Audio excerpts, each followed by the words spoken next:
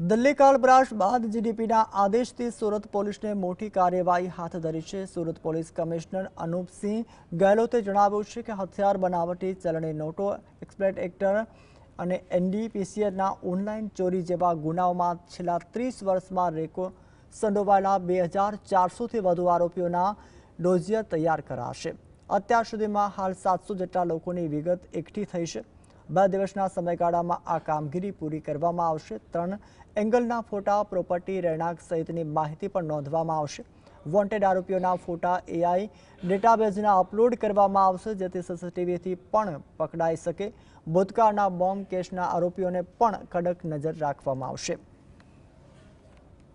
તમામ લોકો એક જ લોકોના લેટેસ્ટ સરનામા बहुत ઘણા બધા લોકો 30 વર્ષનો ડેટા લેવાના હોય તો સરનામા પણ બદલાઈ ગયા હોય તો અત્યારે 700 થી વધુ થઈ ગયા છે અને 100% અમે લોકો કમ્પ્લીટ કરી દીધા।